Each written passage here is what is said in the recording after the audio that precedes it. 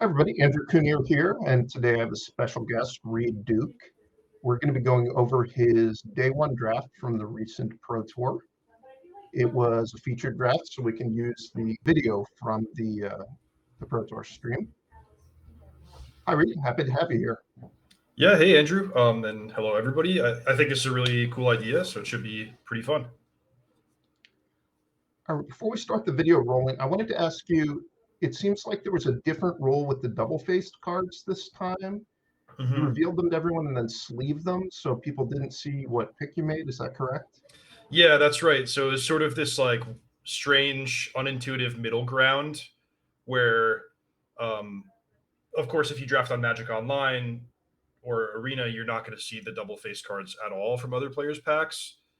And if you draft at the local store, you probably just see them all going around the table. But here, um, at the Pro Tour, it's really important for everything to be like clean and not have people's like eyes wandering and seeing stuff they're not supposed to. So what they decided on was that you would open your pack, you would show the double face cards once, and then you would sleeve the pack. So you know what's out there, but you don't see it getting picked, which can for the most part, I think if you just drafted normally the same as you did on Magic Online or Magic Arena, you'd be fine. But there are some like strange corner cases that can come up, and a couple of them we'll get to right away. So I guess just to set the stage, I have actually two quite good double face cards, but the important one is the rare Invasion of Fiora. It's like Wrath of God battle equivalent. Then to my right, Autumn Burchett opens Captive Weird, and to Autumn's right, Brennan opens Elish Norn. So that's like those are kind of some of the things that I'm thinking about as I'm going into my first pick. Or before we jump into the pick, I did want to ask you, so they had you sleeve the cards. Is it true that they had to give out multiple warnings to people for improper sleeving of the cards over the course of the Pro Tour? Good question. At some point before the Pro Tour, there was an announcement that you would be expected to unsleeve and resleeve like in your own sleeves. And then I don't know how many players actually did that because it is kind of like unwieldy, kind of an absurd rule. But the thing is like they can't guarantee the quality of the sleeves, especially when you're talking about like multiple hours after they hand them out. So yeah, if if your sleeves have a pattern or weird markings, then it's important to not play with them. Well, I just meant more like, what are they going to do if you just put three cards in one sleeve? That, to my knowledge, did not come up. Which they were probably lucky that you weren't playing this Pro Tour, Andrew, to avoid corner cases like that. All right, well, let's jump into the actual picks. So you've got Invasion of Fiora and you've got Kenra somebody. hmm So this is like a pretty good situation for you, right? Because in general, you'd like to open a double face card that you're obviously going to pick first. Correct. Yes. So So that's actually a positive aspect of signaling, where if you can just sort of stake your claim on a color, it your neighbors have at least a small incentive to steer clear. So I'm like, well, black's one of my favorite colors already. If I can first pick a great black card and maybe pave my path so that other people avoid black, that's an ideal start. Yeah, there you see the Elish Norn. it is a little bit awkward that everyone at the table gets to see your sweeper, That's which true. you would probably prefer not to be the case, but it is overall positive. I think that they know that you're going to be in black almost Yeah, definitely. so there is also a special rule for the featured pod, and this is to balance things for coverage reasons, which is that we got to see each other's pool of cards. So in other words, I got to see the 45 cards that each of the other players drafted, not their final deck list. So people would have known I had access to a board sweeper at some point. But I guess if you see it in the draft, you could take like a negate, or you could choose to main deck a discard spell, whatever it might be. Okay. So you have to be really happy with this as a first pick, right? Yes, I'm basically like, unless there's a foil something crazy in my pack, or one of those multiverse legends cards, I'm like, okay, I'm first picking that rare battle, and we'll go from there. Yeah, one thing I wanted to ask you about was the Elish Norn. How high are you on that card? So I'm not that high on the color white. I think white is a little bit more shallow than, for example, blue and black, which are my favorites. But I mean, Elish Norn is absurdly powerful. So I was expecting probably just the player who opened it to take it. And since I feel white's a little shallow, I didn't really want to be fighting for that color with someone near me. So I'm kind of thinking like I'm probably gonna be black. I'm probably gonna avoid white, and then we'll see from there. So it doesn't look like there's really anything else in this pack that is particularly of note. Yeah, I actually just do a once over and then just like pick the rare really quickly. And then I'm just processing the pack to see what the other people might take. The strongest two cards are red, which is worth noting. Stoke the Flames and Kenra Spellspear.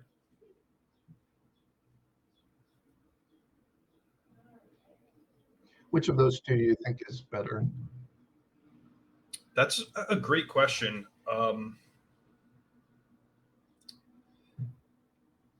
Probably Stoke the Flames, but I think they're comparable. What do you think? I think I would have said the Spell Spear. Mm-hmm. All right, so you got your next pack. And you've pulled the Vampire Duelist to the front. Right. And So here's an example. I think that that Duelist is probably the strongest card in the pack, but given the circumstances, I'm not very excited to jump into the white black color combination. So I think white's going to be a highly contested color. I think it's not the strongest color or the strongest pairing with black. So I actually just choose to take a weaker card to cement my claim on black. Also, I mentioned Autumn opened Captive Weird. That card was missing. So I was able to know what Autumn first picked, and it was a blue card. Okay.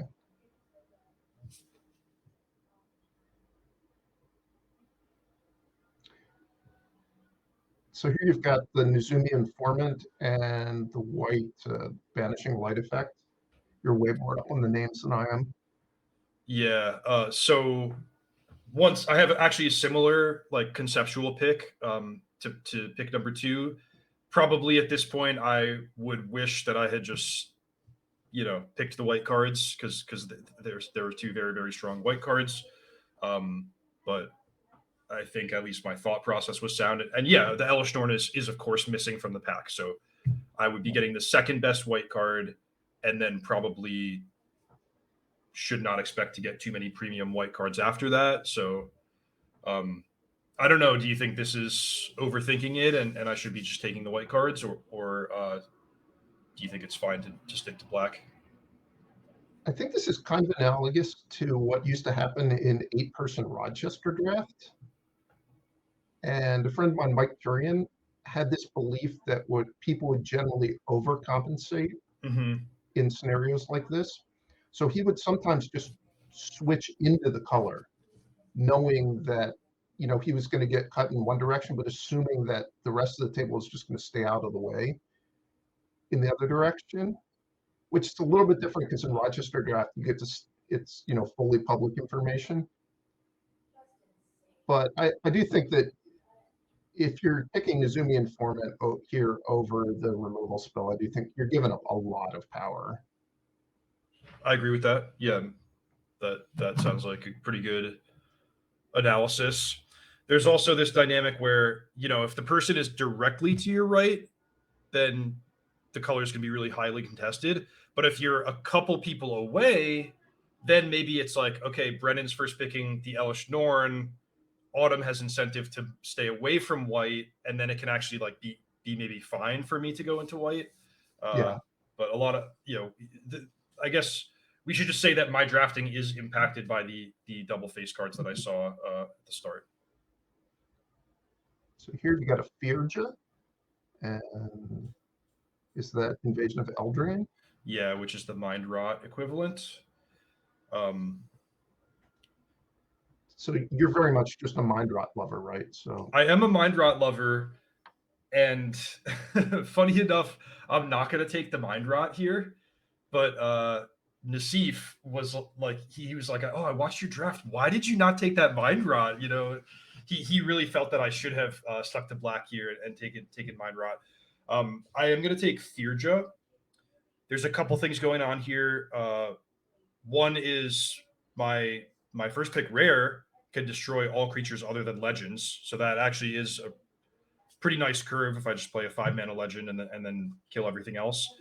Another thing is, while I'm not expecting white to be open as an individual color, something that I like to do in this format is look for an open color combination, because then, or at least speculate on one, because then if you just get lucky and like several of the broken uncommons of your color combination get opened at the table and you can get all of them, then that's pretty good. So, for example, I know I'm not going to get any late Realm Breaker's Grasps because that's a mono white card. But hey, if nobody's interested in the white black color combination, I might get a 7th pick Sculpted Perfection, and I don't mind keeping the door open to something like that. yeah. Do you consider Firja to be like one of a top uncommon? No, I think Sculpted Perfection is much better. I consider Firja more to just be like, a good card, like slightly above rate at that spot on the mana curve. But yeah, not anything in the category of a bomb. And the other white black uncommon is Invasion of Capenna, I think. Yeah, that one's, I think, a little deck dependent. If you wind up with a lot of Nizumi informants and cheap stuff to sacrifice, it can be good.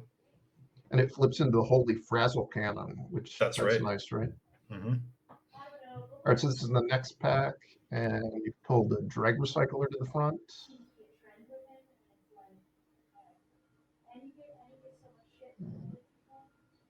This seems like a very easy pick. Yeah, given my general strategy of like, I'm pretty close to 100% sure I want to play black, and then trying to avoid committing to any second color. I also think Dreg Recycler is just good. Yeah, I agree. It's good in white black because it's a Phyrexian creature. It's good in red black because it has the sacrifice elements.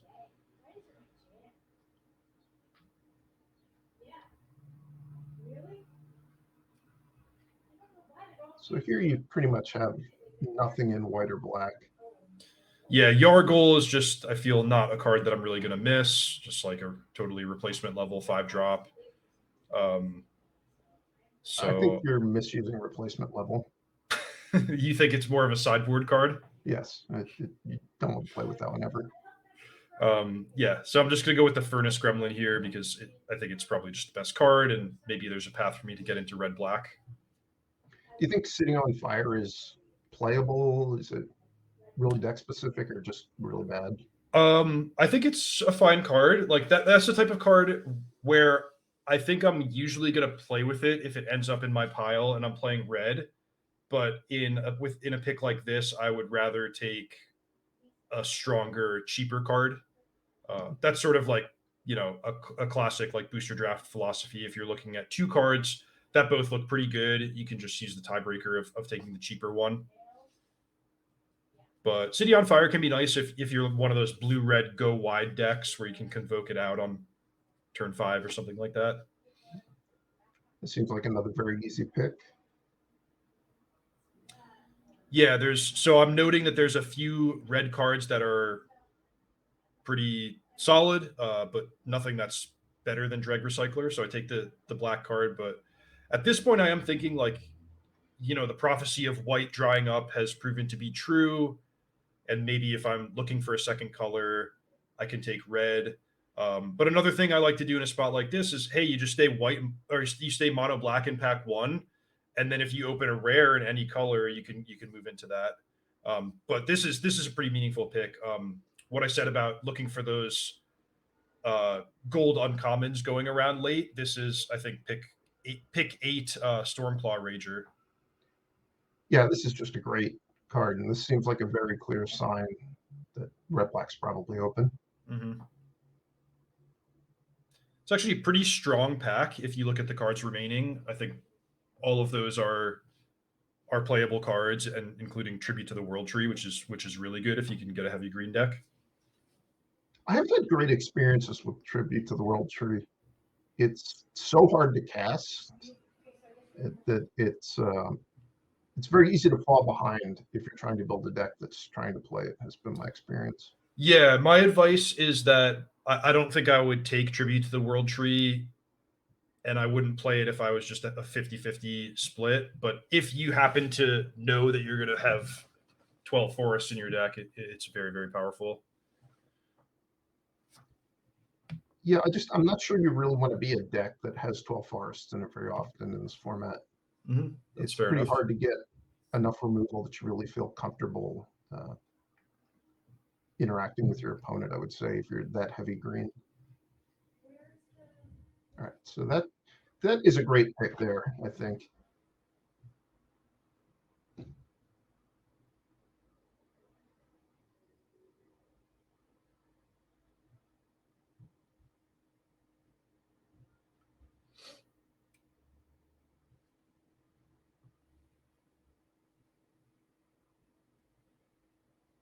Is this your original pack that we're seeing now? I think it is.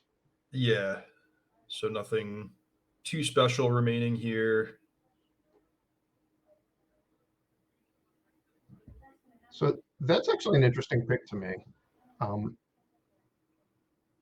it seems like you're black and you're trying to decide between white or red, and you could have taken the 4 mana take 2 knights card. Is that just a card you don't think you're going to play in white black, or you think you're so likely to be red here?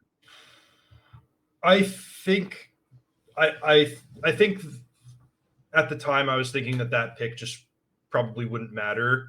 Um, like I'm hoping to not be white, and even if I am in white black, I don't think that card is great. You know, it's white and blue that has the Knights theme, and white and black has a Phyrexians theme. So just some like vanilla off creature type creatures are not usually going to be very exciting. Now it's fine to make a pick like that. I usually call that like train wreck insurance. Like if you let's just make sure that I have enough cards that I can put in my deck to get to 23. However, my experience is that this format is very powerful. So a card like a 4 mana card that you're not very excited about is just often in practice going to wind up in not making the cut anyway. Yeah. There's also like little signaling things where if I want to be red black, then maybe I actually want my opponents to see late white or the players to my downstream to see late white cards if they're deciding between a couple of close options. But yeah, I don't think that was a super meaningful pick.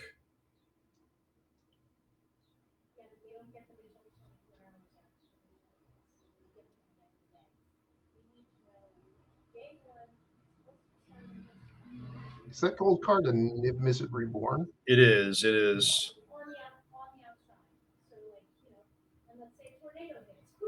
Scroll Shift is not a great card, but it is potentially at its best in white black because you have some, you know, a lot of creatures that enter the battlefield and incubate. You can sideboard it in if the opponent has some pacifism effects.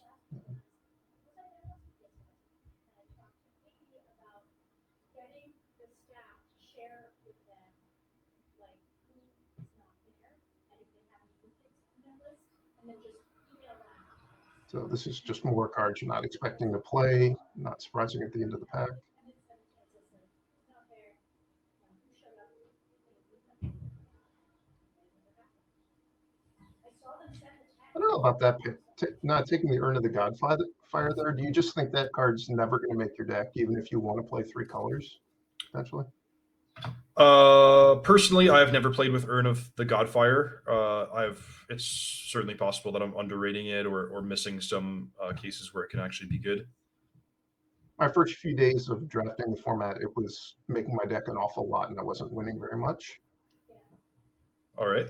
But I do think if you wind up in a 3-color deck, if you're in a spot where you're having to splash, it's not the worst to have it in your deck. Would you ever play it as a removal spell, just overpriced removal. One thing you might notice about my pile of cards here is that aside from the first pick, Wrath of God, there's really nothing that kills a creature. I would say I wouldn't, but if you go and you watch Nathan Stoyer's Day 2 draft, he actually does that very thing. He just puts it in a straight red-black deck, which his draft, he kind of switches into red-black really late. So he Yeah. winds up short on playables. So I don't know that it was his desire to play it, but he does play it. And I think he wound up doing pretty well with that deck, which did not look very good. Mm-hmm.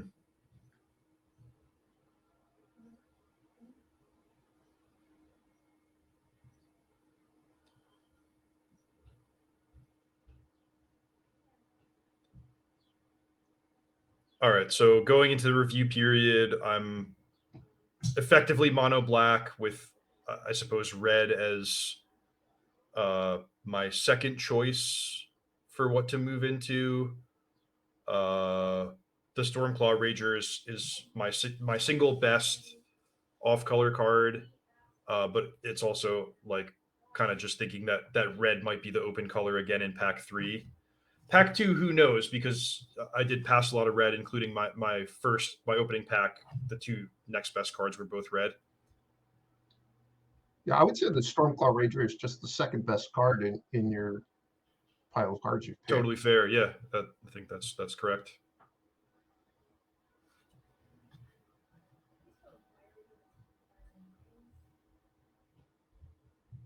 Are you wishing you could read the backside of Invasion of Fiora right now?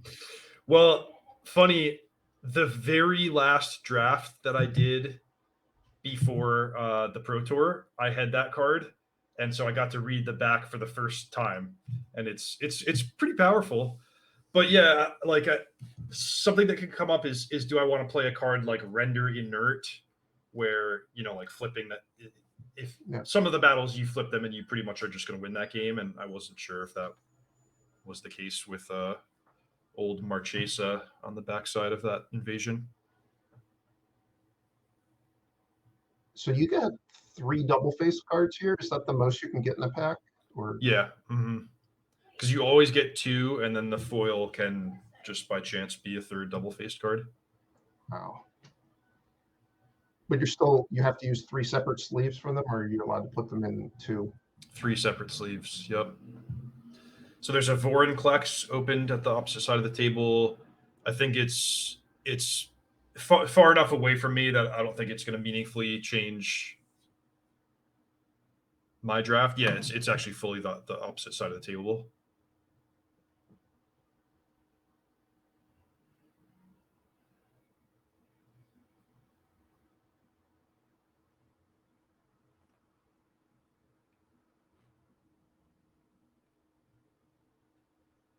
You really spent a lot of time focused on that bonded herd beast.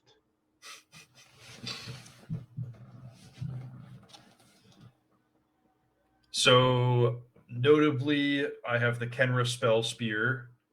So I'm thinking if my pack's a little bit weak, I could take that and just follow the red and black track.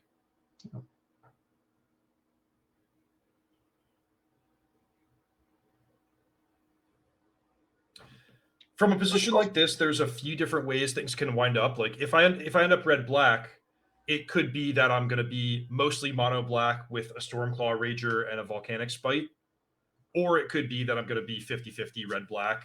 But to take a red 2 drop, I think you're happiest with that if you have like 7, 8, 9 Mathens in your deck. For sure. But you don't have that many double black cards at this point either, so it's not going to be that hard for you to get to like an 8-8 split or a 9-8 split. Agreed.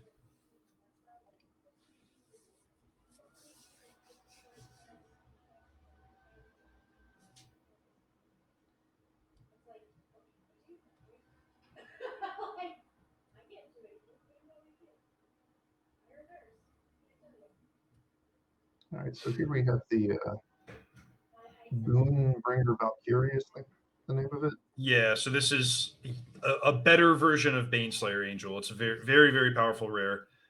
In black, there's the Etherblade Agent and the Phyrexian Gargantua, which are both fine. The Kenra Spell Spear, I think, is meaningfully more powerful than the mono black cards. And then there's the Boonbringer Valkyrie, which is a clear best. I'm not excited about going into white. I do have the Firja, but I'm thinking that I can just be like mono black with a couple premium white cards. So I do decide. I decided to take this. I even mentioned that sometimes the way I like to draft, if it shakes out this way, is that if you can be mostly monocolor in the first pack, then you're open to just picking whatever rare you open in whatever color, and you can wind up with a deck that's 16 or 17 black cards and just your few best white cards. In which case, it doesn't really matter if you're getting if white's super open because you're more concerned with the quality of your couple of best cards. Yeah. This is a really huge decision point in the draft for you, though.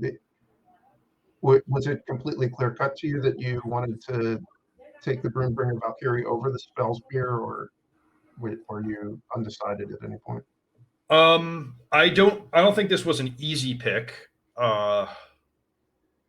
because I had, as we talked about, taken pains to avoid the color white, but I was just like, I don't know what I think I know what's going to happen in pack 3, which is that I'm not going to be past a ton of white. I don't know what's going to happen in pack 2, and there's this dynamic where like I could take a red card, but then if red's not coming in pack 2, like am I really going to like cling to the side of the cliff waiting for pack 3 when I think I might get more red? I'm not sure if I want to put myself in that position. So I don't know. It's just a Baneslayer Angel, and I took the Baneslayer Angel. Are you thinking that you would have preferred the red black track? No, I think I would have done what you did, but we both know how it turns out. And this is like if you're looking for a point where maybe you could have diverged and gotten a better result. I think this is that point.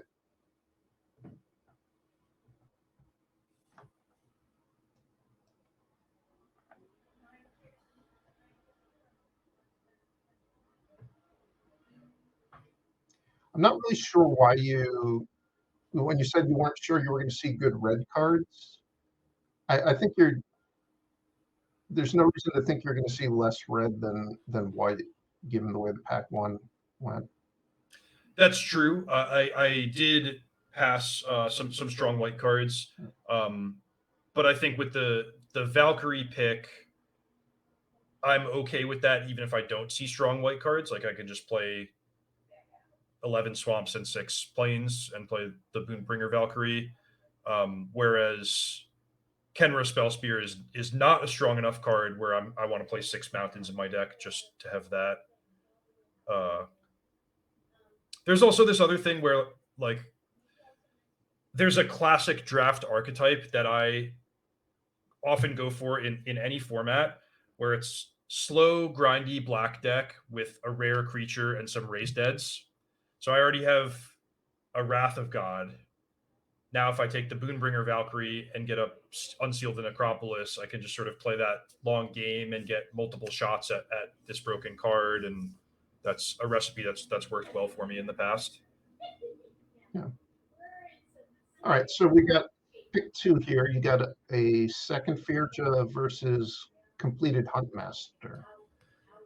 I'm a pretty big fan of the completed Huntmaster. I don't know that you have any great synergies for it in your deck right now, but it does seem like a pretty just generally efficient card to me. Yeah, I agree. And this is, I think, just one of those bread and butter, like you're deciding between 2 cards, might as well take the cheaper one. I already have Boonbringer Valkyrie, a first Firja, the rare battle. So that's the top of my curve, looking already pretty well filled out, and I think I just want to lock in some good cheaper cards. For what it's worth, Completed Huntmaster also very good in red black because of the sacrifice theme.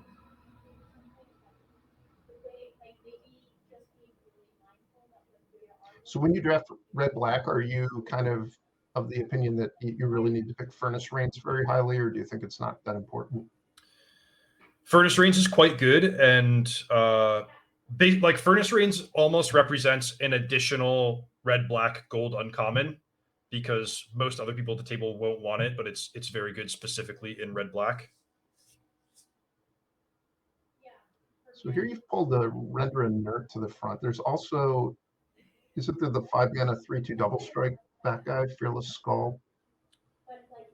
Yeah. Do you consider that to be a premium card? I think it's a pretty good card. And if you wind up actually being red black, you don't have that many 5-drops because most of your 5-drops are white at this point, aren't they? Mm-hmm. That's true. Render Inert is a card that can be really good in some decks. It depends so heavily on how many invasions you get. Yeah. You've already got the one, which is nice, but you don't have any other invasions, right? Correct. Yeah, I didn't take the Invasion of Eldraine, which we talked about that being somewhat of an interesting pick. Render Inert can just be a sideboard card, though, if somebody's doing a lot of the incubator stuff. Yeah. I should mention also that you and I were talking about like what would have happened if I had drafted red black, which is certainly an interesting thought experiment. But by the time that I picked the Boonbringer Valkyrie, I'm like, okay, I'm jumping in the deep end here. I'm going to commit to Okay, this. that's fair.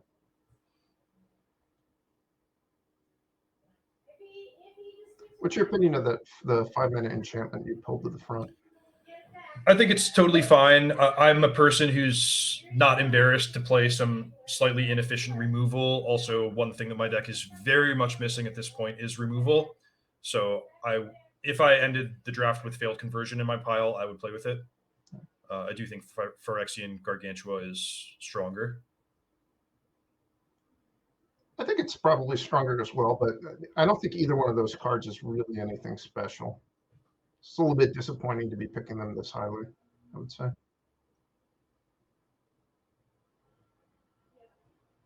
All right, so here's another Stormclaw Rager. If I had been in red black, I think I should also mention. My memory's getting a little fuzzy at this point, but I think the red black battle had been opened in pack 2, the one that makes somebody sacrifice. It's like an edict with a transform side.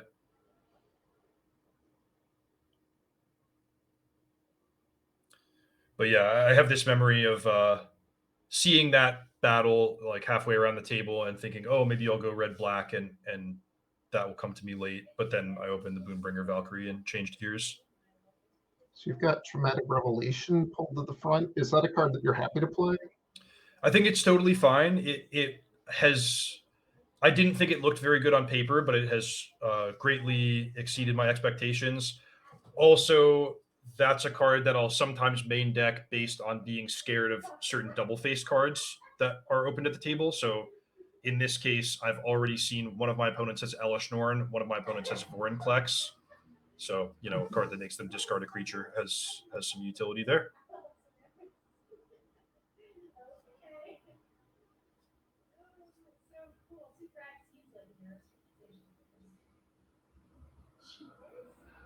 Been kind of impressed by Etched Familiar.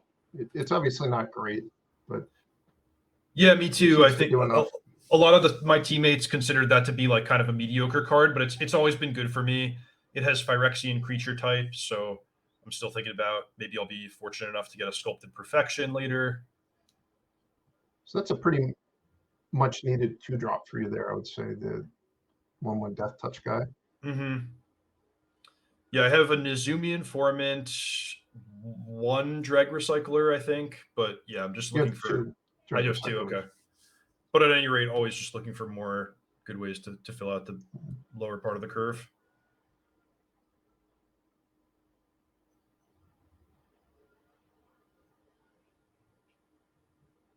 So you already have 1 Scroll Shift. I would definitely take the 2/2 flyer here.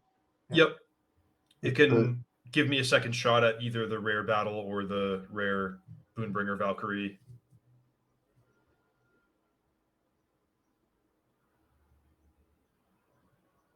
So here's Firja coming around. That I was pretty excited about that. I think it's an above rate card.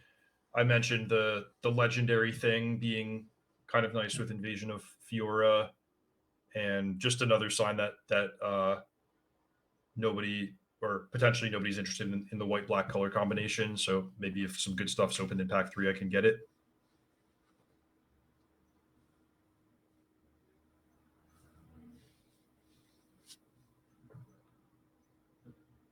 Another copy of that. I don't know if you really want to play 2 copies of it, but it's nice to have the option, I suppose. I'm feeling okay at this point. I feel like I've got my colors. I'm going to have a functional deck with 23 playables. I have 2 Firja, Boonbringer Valkyrie, Invasion of Fiora, and Phyrexian Gargantua. So I'm kind of set on my top end. And in pack 3, what I really, really, really want is just some removal spells and maybe some upgrades to the cheaper part of my curve. Yeah, I think that you would be very happy to just open Deadly Derision. Yep.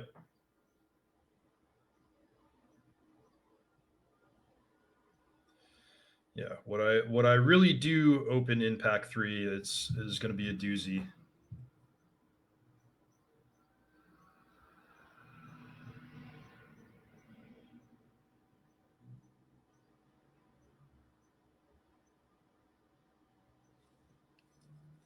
How do you feel about that Blading Battle fan? I like it in red black, in part because having the artifact stick around to sacrifice later gives you a bit of value. Um, with this deck, I'm thinking like my power level is high enough that I kind of just want to keep it simple and just have nice curve of creatures and build a very generic looking deck, and win with my bombs. Bladed Battle Fan is more a card I'm going to play if I have like a low curve, very focused, aggressive beatdown deck.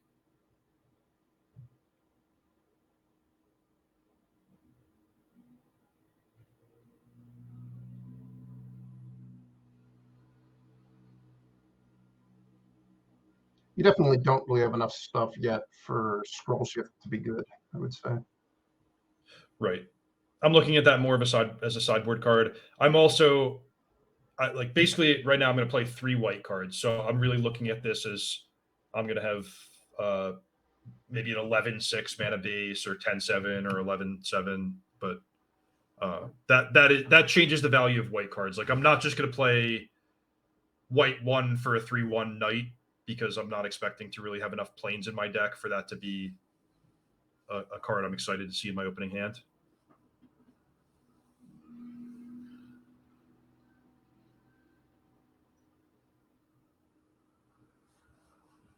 You got 3 again.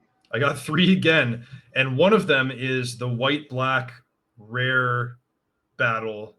I can't remember the name of this one, but it's like a Rise from the Grave, and then it transforms into this just unbeatable Bitter Blossom, but all your tokens have lifelink and +1/+0. I actually know the names of this one. Invasion Okay. of Tolvada and the Broken Sky. The Broken Sky. It says it right there in the title of the card how broken it is. So I'm pretty excited about that. I'm like, all right, I'm white black. I just opened a white black rare. Let's go.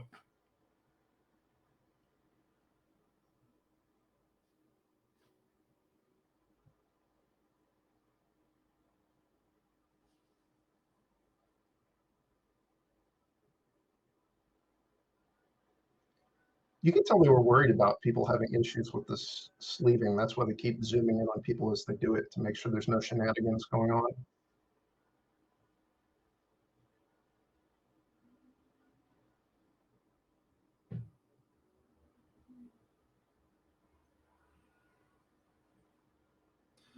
Yeah, I guess in retrospect they didn't explicitly say so, but my understanding of the rule was that you weren't supposed to look at your pack until you fully sleeved it. But it seems like most people in the feature match area in both drafts were kind of just looking at the cards as they sleeved them.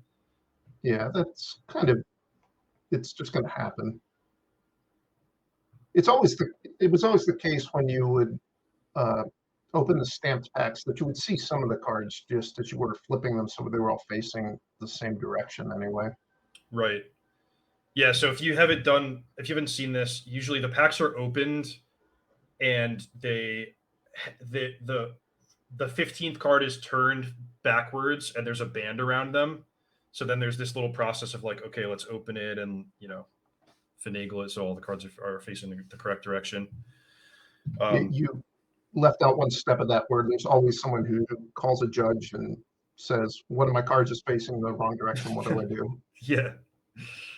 Yeah. I get a lot of the same questions every time in those drafts. All right, so get a load of this. There's basically 3 cards that I would be like over the moon to first pick here. The white Oblivion Ring in a deck that really needs removal, the white black battle, and then Breach the Multiverse, which is one of the most powerful cards in the format. Can I just ask you, like, what are you thinking here if you look at this situation? I think you should pick the Breach and wheel the Invasion. Sounds like a great plan. Yeah, I would pick the Breach here. It's just the best card.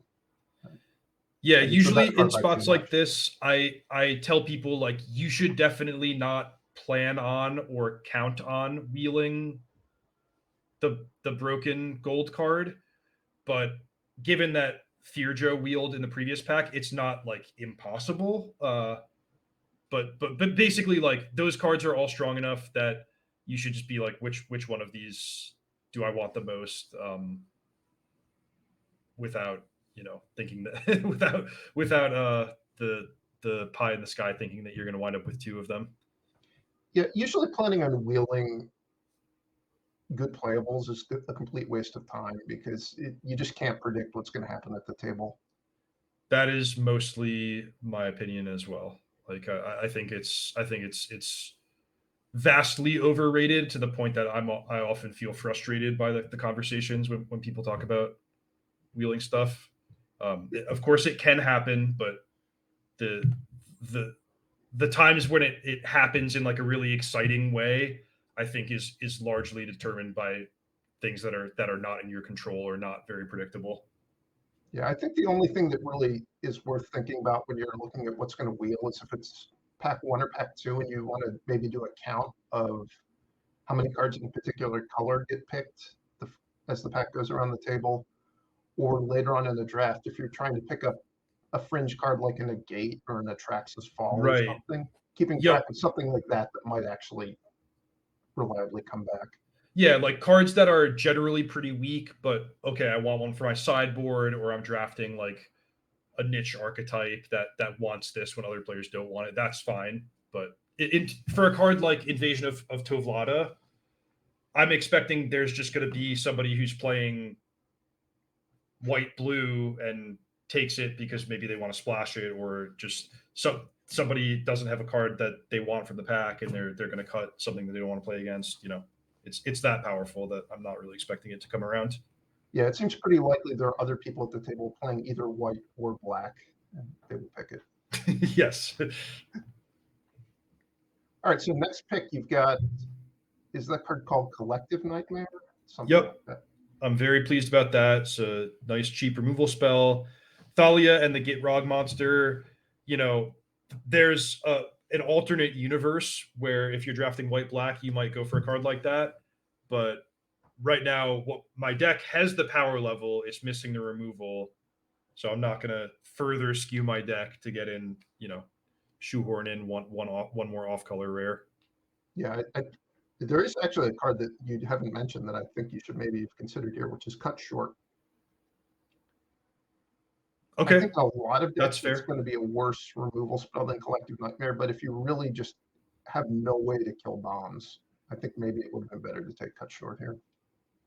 That's very interesting. I just didn't even consider it. Like I consider Collective Nightmare to be a generally stronger card, but you make a good point that my deck was certainly lacking ways to kill creatures with high toughness. You also haven't passed any copies of that white enchantment that gives all Phyrexians vigilance and makes Cut Short just not do anything a lot of the time. Mm-hmm. It's kind of unfortunate the way this draft has worked out that it just seems like there weren't very many of the Phyrexian themed cards. Right. Yeah. I think I'm getting most of the black cards that are opened around me, but they're just weren't. One of my opponents said like, yeah, I just think there weren't any deadly derisions at the table, which that happens sometimes. This is a pretty easy pick. I think Scornblade Berserker is a very good card. Yeah. Excellent. The land cyclers are pretty underwhelming in this format, has been my experience. Yeah. Sometimes I like them because I'm a big fan of the card Unsealed and Acropolis. So if you can just like do a land cycle early, then you can cast Unseal and be pretty sure you're going to hit with it. And of course, you like by that point in the game, you'll have a lot of mana and be able to cast the land cycler. But they're nothing too special. Oh, yeah, this was a double face card that was opened, and I was not optimistic that I was going to get this fourth pick, but just huge gift. I think that card's amazing, and I was over the moon to get it. There's also I think the white land cycler in that pack, which is a kind of a removal effect. That's true. You think that the is just that much better than it? I do. I think it's a bomb. Makes sense.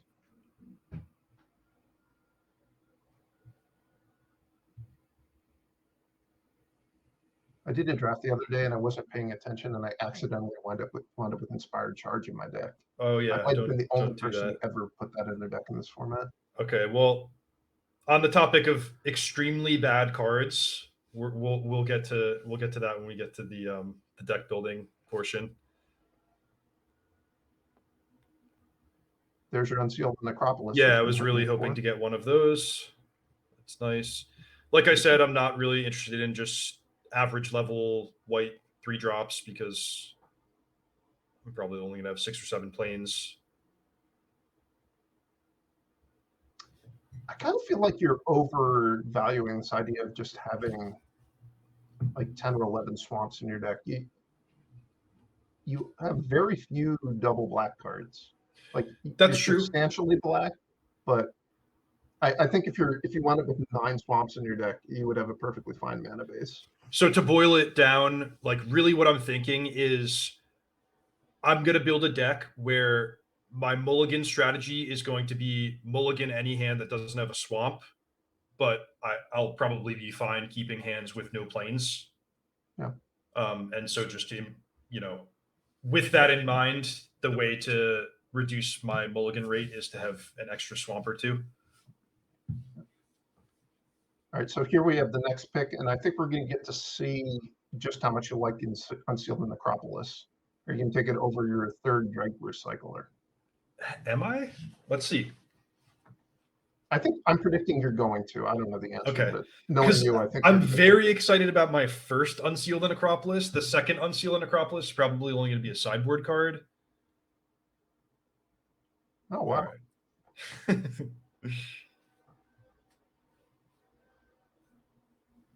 Yeah, I'm glad I didn't take the Unseal there because I was going to have to give a don't try this at home disclaimer. I like Drake Recycler a lot, but I do have to say I don't think it really does anything special in your deck. Like you got one Izumian Informant, you have one Ichor Drinker. I think those are the only really expendable bodies you've gotten.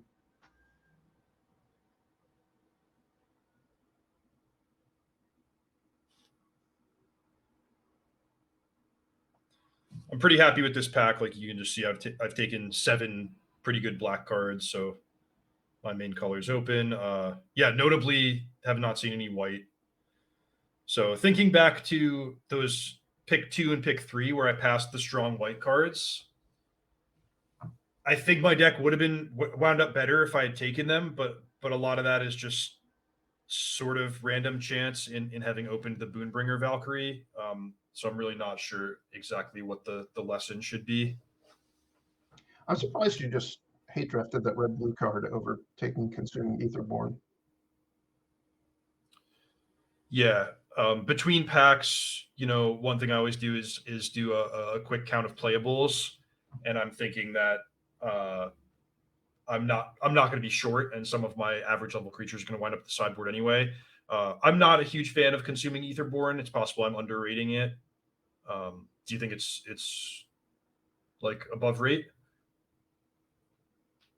Uh, I don't know that I would say it's above rate, but I think that it's possible with what you've drafted that it's probably better than the third copy of Drag Recycler Okay. when you sit down to build your deck. Because I don't think you have very many things at 4 mana.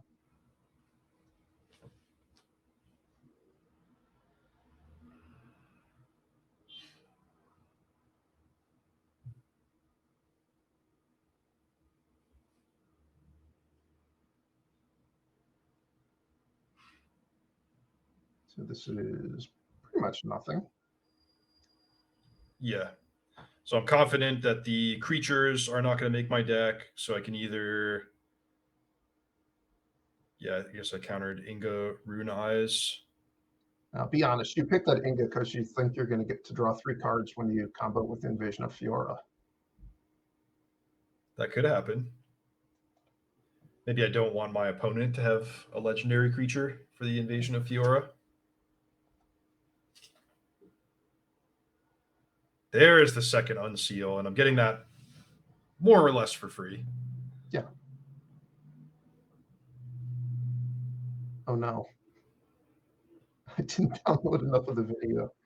That's okay. I think we basically know how the draft ended there. I didn't get anything else super meaningful in the last few picks. So if you want to just talk about the finished product. So I guess I'll ask you first, like, what did you think of the drafting portion? Do you think I was too resistant to drafting white early? Do you think I was too resistant to drafting red later? Where would you have ended up if you were in this seat? I think I might have wound up red black. I Okay. definitely would have taken the Boonbringer Valkyrie when you took it.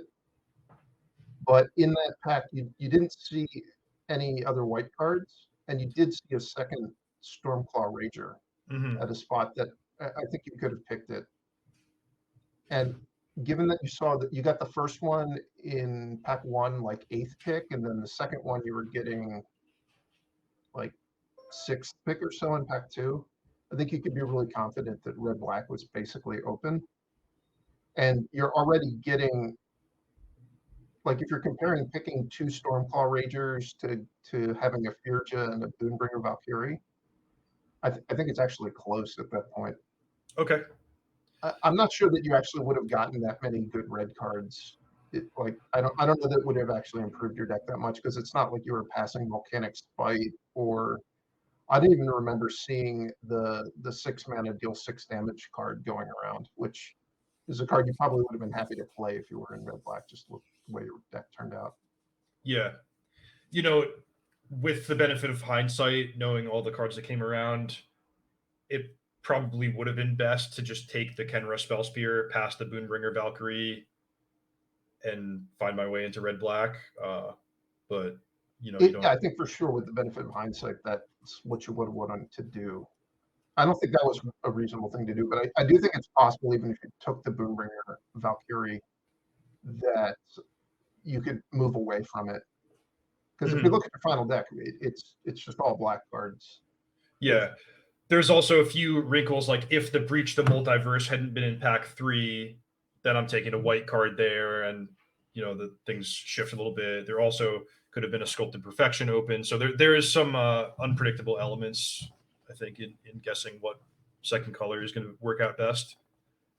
Yeah, for sure. So you've added some questionable ones to your deck here.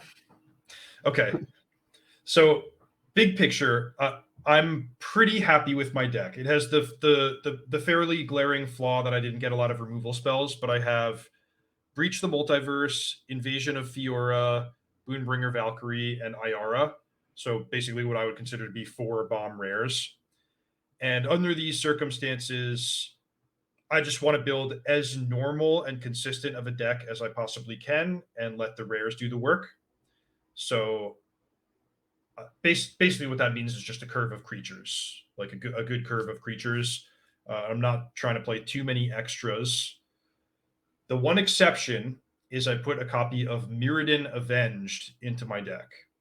My logic with this was that I'd actually never played with this card, but I had seen it be good against me. There's some illusion there. You talk about that, this is a card that's really good when it's being cast, but you don't get to see when it's stuck in someone's hand. Anyway, I'd seen it be good against me, and I didn't have removal, so I thought maybe I would need to get cheeky and like block, some big green creature and then finish it off with Mirrodin Avenged. Also, with 2 copies of Firja, having a 1 mana spell had appealed to me, where maybe this card makes it easier for me to double spell in the same turn. Have you had any experience with Mirrodin Avenged? Well, it's a functional reprint of some card that has a different name. You are already dead. No, I'm still alive. Or is that the name of the card? That's the name of the card. Oh. I kind of liked You Are Already Dead in whatever format it was in, but I've not had good experiences with Mirrored Avenged in this format. My most overwhelming experience is it winding up in my deck because I thought I was getting the other 1 black common corrupted Corrupted Conviction, yeah. And then drawing it and not being able to figure out why I couldn't just sack one of my creatures immediately until I realized it was just the wrong card. Yeah. So this card was awful for me. Like that's an understatement. I played 2 games in this draft that were very close and competitive, where I was never able to find a legal target for Mirrodin Avenged. And if I had just had any card that I could have cast, I would have put myself in a pretty decent position to win. Like I kept saying, like, I wish this was just Headless Horseman, 3 mana for a 2/2, no abilities, and it would have been so much better for me. Which, to my point of just having a curve of functional creatures that you can cast into the bombs, that's a pretty reliable plan. But yeah, I think I ended up going 1 and 2 with this deck, and this is a bit of a stretch, but I could certainly see a world where if I just made that one change of not main decking Mirrored and Avenged, I could have been 2 and 1. I just think it's kind of weird to play the Mirrored Avenged here over Render Inert. Because they're sort of similar cards in that they're situationally great, but can be kind of clunky. But Render Inert you can just always cast. Right. Yeah, I wish I had done that, or even just played like, Flitting Gorilla or some kind of mediocre creature in that slot. Yeah, I'm kind of surprised that you're playing the Bladed Battle Fan over just the Flitting Gorilla. Yeah, I did that. I think just because I had a couple bomb creatures and three drag recyclers, so there's some value in like, okay, I can win a combat and then just have this free, ping to use later. Good with some of the angels if I can save them in a key moment. But yeah, that was a flexible slot as well. Yeah, I think if I had built this, I probably would have played Rendering Inert and Flitting Gorilla over the Battle Fan and the Mirrodin Avenged. And I think that if you had picked that Consuming Aetherborn over hate drafting the red-blue card, I probably would have played the Consuming Aetherborn over one of the drag recyclers. Okay. I think that your deck, you just don't take that much advantage of the drag recyclers, so you're really not going to be happy in games when you draw 2 of them if you can't trade at least one of them off immediately. Yep, that's fair. So the way the games played out, I had a feature match round 1 against Non across the table from me, and he had just a really powerful deck with Vorinclex, and he had good draws, and that was just sort of a fair and square loss. Then I lost to Marco in round 2, which that one was kind of painful for me because Marco just had sort of an average level white-red beatdown deck, and I think that's the type of matchup that might actually be really good for, like, Baneslayer Angel, Wrath of God, lots of good creatures, and where I can block and survive and win the late game. But in game 1, I played out some creatures. Then on turn 4, my hand had Mirrodin Avenged, Unseal the Necropolis with nothing in my graveyard, and a bunch of 5 mana cards. And I made no play on turn 4. Then I think on turn 5, I missed my land drop and made like some subpar play. And then I ended up losing basically by 1 life, like 5 or 6 turns down the road. And that was a game where I was, if Mirrodin Avenged had been anything that I could just tap my mana and cast for any effect, I probably win that one.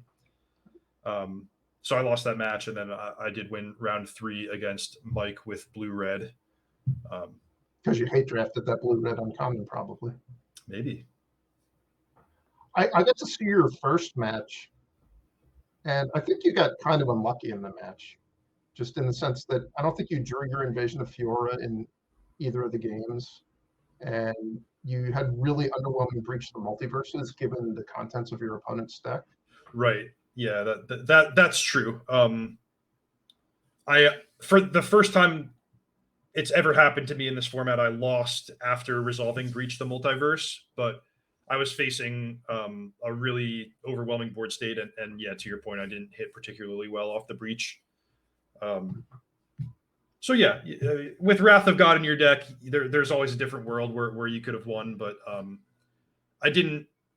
Let's just say I wasn't like very upset losing that match, but the second match was the one where I was like, okay, this day is just really starting to get pretty crummy pretty fast.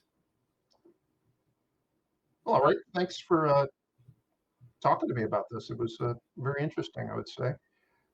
And for people who don't follow you on Twitter, you did post your day 2 deck, which you drafted red black and you went 3-0, right? Yeah, so maybe to day 2, I had the draft that I could have or should have had on day 1, and it went a bit better for me. That draft was fun. My deck was, I think, fine, but it was more like the games went well, and I had some tight play at the right moment to beat some stronger rares and stronger decks. All right, I'm going to ambush you and ask you, have you subscribed to my YouTube channel? Oh yeah, I'm a longtime subscriber.